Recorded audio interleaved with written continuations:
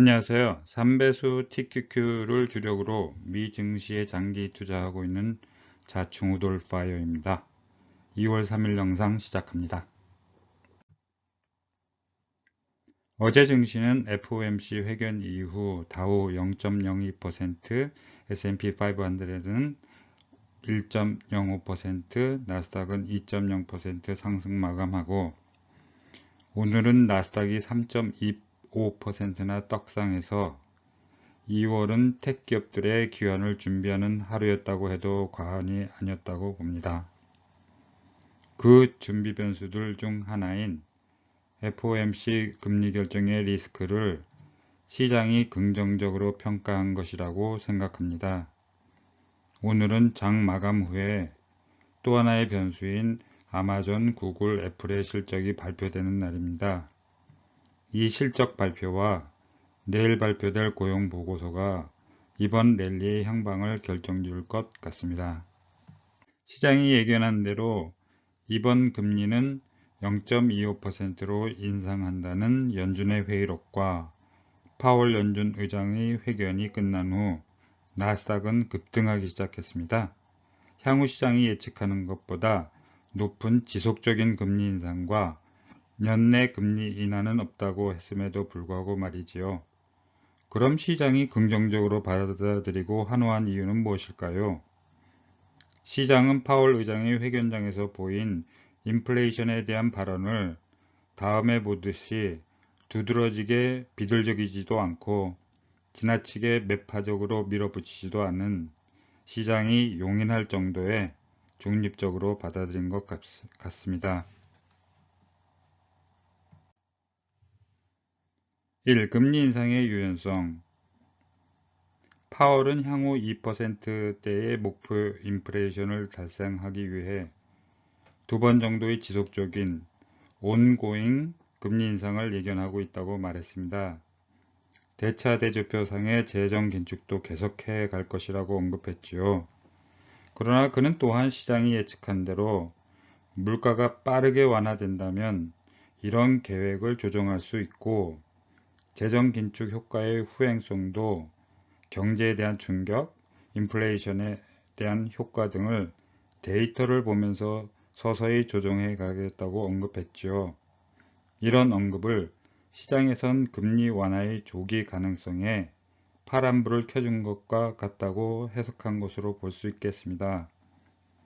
캐나다 중앙은행이 지난주 미국과 현재 같은 금리인 4.7%에서 당분간 금리를 올리지 않겠다고 말한 입장과는 다르게 파월 연준 의장은 인플레이션 통제에 대한 승리라고 보기에는 아직 시기상조이며 천천히 상황과 그에 따른 데이터를 분석하며 대응해 나갈 것이라는 입장을 보였죠. 이는 고용과 관련된 서비스 인플레이션의 정책에 대한 후행성을 염두에 둔 것 같습니다. 그러나 시장은 인플레이션이라는 물잔에 지금 반 정도 차 있는지 아니면 반 정도 더 찰 수 있는지 시각의 차이로 반이면 충분하다는 입장을 낸 것 같습니다. 인플레이션 완화의 공식적 선포. 의사록에서 인플레는 어느 정도 완화되고 있으나 아직까지 높은 수준이라고 하며 연준의 인플레이션에 대한 대응은 아직 끝나지 않았다고 했지요. 그러나 파월 의장은 인플레이션의 전망에 대해 이제 처음으로 디스인플레이션 과정이 시작되었다고 언급하면서 시장의 인플레 하락의 불확실성이라는 장애물을 제거해 준 것으로 보입니다.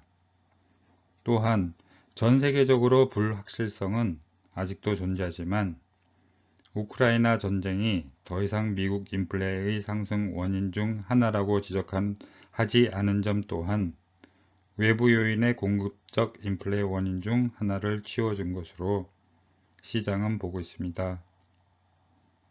서비스 부분의 인플레이션 완화와 경착륙. FOMC 회견 때마다 단골로 등장하는 주제가 서비스 부분의 공급 인플레와 경제가 과연 연착륙할 수 있는가 하는 것이었죠. 이 부분은 지난 2월 1일 동영상에서 자세하게 다룬 바 있으니 간단하게 요약하며 넘어갑니다.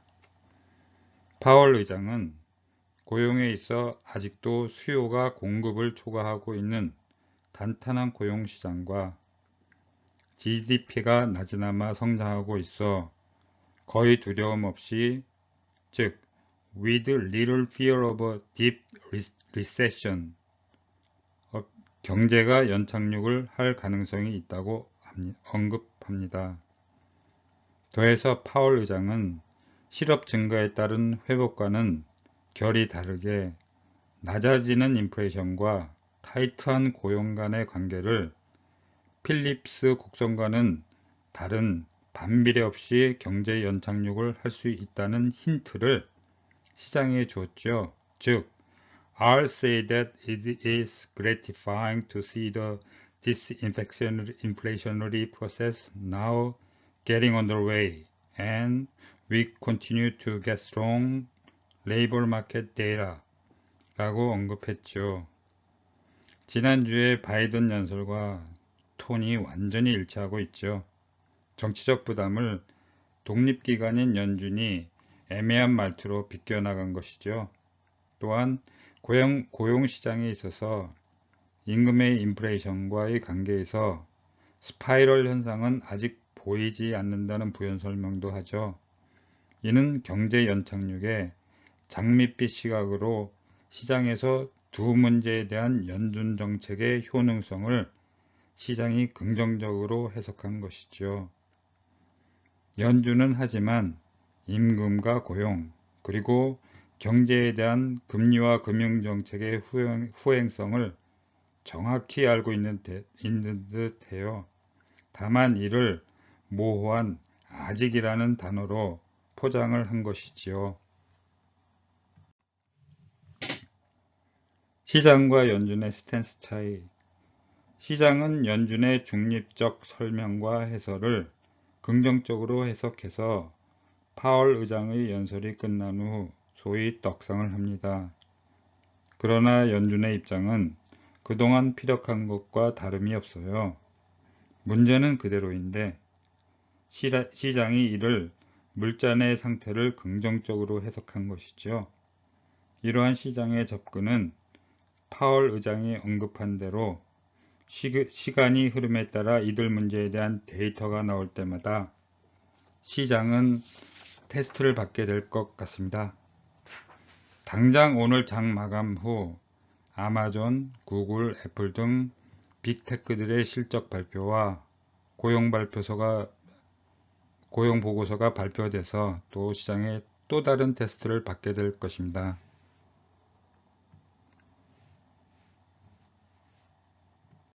2.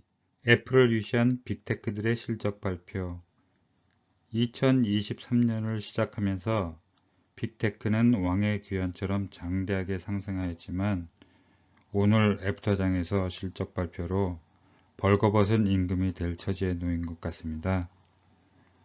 이런 실적 발표는 세계 경제의 회복, 인플레이션과 고금리 충격 등에 다시 한번 시장이 생각하며 이번 랠리의 향방을 결정하게 될 것입니다.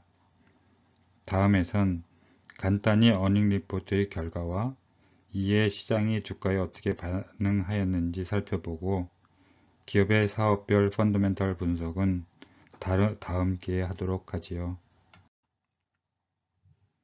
메타입니다. 매출 32.17 빌리온으로 예상치 31.65 빌리온을 상회, EPS는 1.76달러로 예상치 2.26달러 하회. 메타는 위 결과와 함께 효율 경영에 기치를 내세우며 자본 예산의 삭감, 해고 등을 통한 과감한 비용 절감, 조직 개편과 함께 400억 달러에 달하는 자사주 소각을 발표했지요.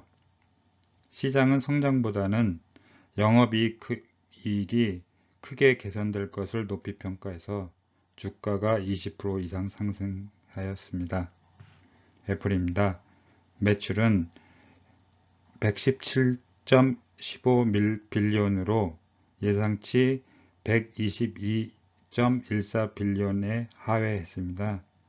EPS는 1.88달러로 예상치 1.94달러 하회. 애플은 매출과 수익이 모두 기대치를 하향해서 앱스토어 시장에서 주가가 3% 정도 하락하고 있어요. 애플의 사장인 팀 쿡은 애플이 아이폰, 아이패드 등을 포함하는 사용 중인 애플 기기가 20억 개를 넘어서는 애플 생태계의 완성의 주요 분기점을 달성했다는 긍정적인 면을 언급했습니다. 또한 중국에서의 생산과 소비가 회복되고 있음을 강조했죠. 아마존입니다. 매출 149.2빌리언으로 예상치 145.8빌리언을 비트했습니다. EPS는 3센트로 예상치 17센트를 미스했습니다. 아마존은 메타와 같이 매출은 예상을 상회하고 EPS는 미스를 했는데 앱스토어 시장에서 5% 정도 주가가 하락하고 있습니다. 아마존의 클라우드 서비스와 온라인 스토어의 매출이 하락한 것이 눈에 띕니다. 구글입니다. 매출은 76.05빌리언으로 예상치 76.07빌리언보다 하회했습니다. EPS는 1.18달러로 예상치 1.05달러보다 하회했습니다. 구글은 매출과 EPS 모두 시장 예상치를 하회했는데 광고 시장의 부진이 주 원인으로 앱스토어 시장에서 주가가 5% 정도 하락하고 있습니다. 하지만 아마존이나 마이크로소프트와는 달리 클라우드 서비스 매출이 작년 대비 5.54빌리언에서 7.32빌리언으로 크게 성장한 점이 눈에 띕니다.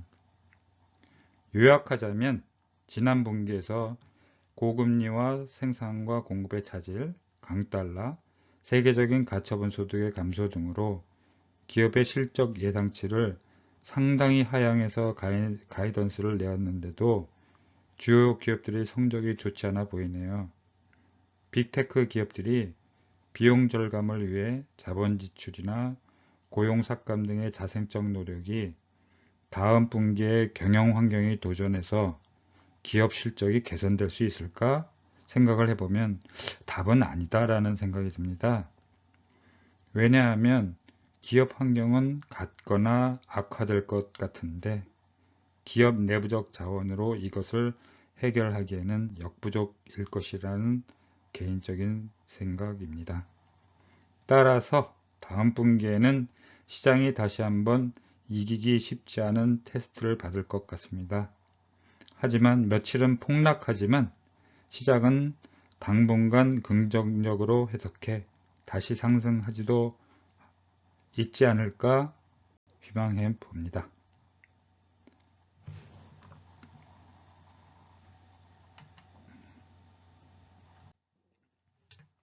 3.